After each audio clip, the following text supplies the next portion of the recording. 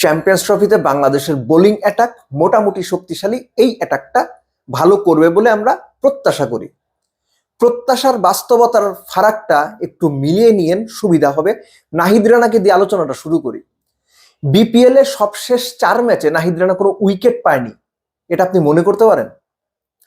BPL এ সবশেষ 10 ম্যাচে নাহিদ রানা 7 ম্যাচেই কোনো উইকেট পায় নাই, এটা আপনি মনে করতে পারেন? দলের অন্যতম স্ট্রাইক বোলার সবশেষ 10 ম্যাচে 7 ম্যাচে কোনো উইকেটই পায় নাই। মিরাজ, নাসুম, মুস্তাফিজ তিনজনই বিপিএল এ 13টা করে উইকেট পেয়েছেন। নাসুম এবং মুস্তাফিজ 12 ম্যাচ খেলে 13 উইকেট, মিরাজ 14 ম্যাচ খেলে 13 উইকেট। তাদের ইকোনমি 7.25 থেকে 7.25 এর মধ্যে। তানজিম সাকিব আবার এর মধ্যে 9 ম্যাচে 16 উইকেট পেয়েছেন বোধহয়, তার ইকোনমি আবার 8-এর উপরে। রিয়েলিটিটা হচ্ছে তাসকিন আহমেদকে বাদ দিলে চ্যাম্পিয়ন্স ট্রফিতে বাংলাদেশের যে বোলাররা রয়েছে, কোনো বোলারই একদম আউটস্ট্যান্ডিং বা আউট অ্যান্ড আউট এমন কোনো পারফরমেন্স দেখাননি যেটা নিয়ে আপনি বা আমরা অনেক বেশি আশা পেতে পারি চ্যাম্পিয়ন্স ট্রফিতে। আপনি বলতেই পারেন যে ভাই এটা তো টি-20, এটা তো ওয়ানডে। বাংলাদেশের ক্রিকেটের প্রেক্ষাপটে ওয়ানডে টি-20 খুব একটা ভ্যারি করে না। এই যে বোলাররা পারফর্ম করেছেন, আপনি নাহিদ রানাকে দিয়ে চিন্তা করেন বিপিএল শুরুর আগে তার কি অবস্থা ছিল, কি হাইপ তৈরি হয়েছিল, এবং বিপিএল শেষে আমি হিসাব করছি নাহিদ রানা সবশেষ 4 ম্যাচে কোনো উইকেট পায় নাই।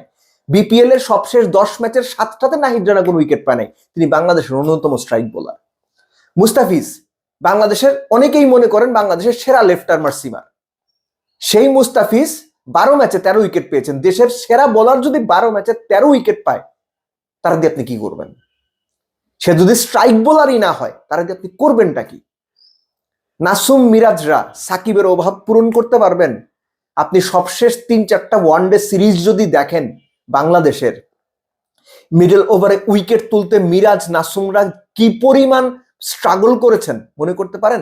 সেখানে রিশাদই যা একটু ভরসা দিয়েছেন। সো আমরা যারা মনে করছি যে বাংলাদেশের বোলিং লাইন আপটা, ব্যাটিং লাইন আপটা তো আসলে খুব একটা ভালো না, বোলিং লাইন আপটা দারুণ, সেই করে লাভ নাই। বাংলাদেশের বোলিং লাইন আপটাও আইডিয়ালি এই মুহূর্তে খুব একটা ভালো শেপে নাই। এই কথা এখন আপনার পছন্দ হবে না, অ্যাবসলিউটলি পছন্দ হবে না, কিন্তু চ্যাম্পিয়ন্স ট্রফি শুরু হোক তখন বুঝবেন।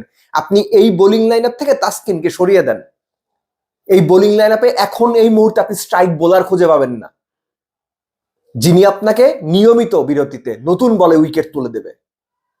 এটা অনেক বড় প্রবলেম বাংলাদেশ টিমের জন্য। আমরা অনেকেই মনে করছি যে বাংলাদেশের এই বোলিং লাইন আপটা নিয়ে প্রতিপক্ষকে একদম ধসিয়ে দেওয়া যাবে। ধসিয়ে দেওয়ার সামর্থ্য এদের আছে। এমনকি প্রথম ম্যাচেই মুস্তাফিজ ওই ভারতের বিপক্ষে দুবাইতে যদি একটু সাপোর্ট পায় উইকেট থেকে, ভারতকে ধসিয়ে এসে দিতে পারে। কিন্তু রিসেন্ট ট্র্যাক রেকর্ড তাসকিন বাদ দিলে বাদ বাকি কারো ট্র্যাক রেকর্ডই অন্তত এই বিপিএল দিয়ে যদি আমরা মেজারমেন্ট করি একদমই ভালো না, বা আপ টু দ্য মার্ক না।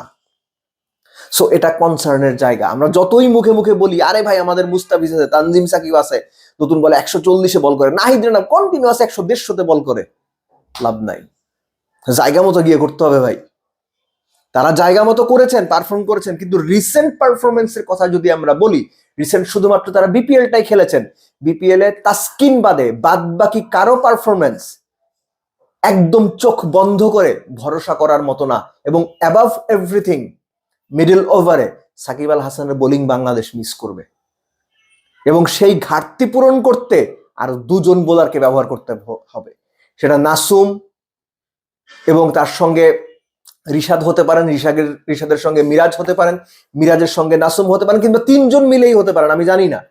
এই ঘাটতি পূরণ করাটা বাংলাদেশের টিম ম্যানেজমেন্ট, কোচ ক্যাপ্টেনের জন্য বিরাট একটা চ্যালেঞ্জ। এবং সর্বোপরি বোলিং লাইন আপটা এখন যে ফেসে আছে, যে অবস্থায় আছে, তাদেরকে চ্যাম্পিয়ন্স ট্রফির ক্রিকেটে 3টা বড় ম্যাচে দারুণভাবে পারফর্ম করার জন্য তৈরি করা, উদ্বুদ্ধ করা। তাদের যে ক্লান্তি, সেই ক্লান্তি কাটিয়ে তাদের বেস্ট ফর্মে ফেরত আনার জন্য খুব বেশি সময় কিন্তু নেই। কেননা recent track record, recent performance, recent form খুব বেশি ভরসা কিন্তু জাগাচ্ছে না, এক্সেপ্ট তাসকিন আহমেদ। আপনি একটু পরিসংখ্যানগুলো ঘেটে দেখবেন, আমি পরিসংখ্যান ঘেটেই বলছি। সো আশা করি বাংলাদেশের যে বোলিং লাইন আপ, তারা একদম ফ্রেশ হয়ে দারুণ স্ট্র্যাটেজিক্যাল ওয়েতে অপোনেন্টকে চেপে ধরবে, দারুণ পারফর্ম করবে। কিন্তু সেজন্য তাদেরকে নিজেরা নিজেদেরকে কতটুকু জাগিয়ে তুলতে পারেন সেটাও দেখার রয়েছে।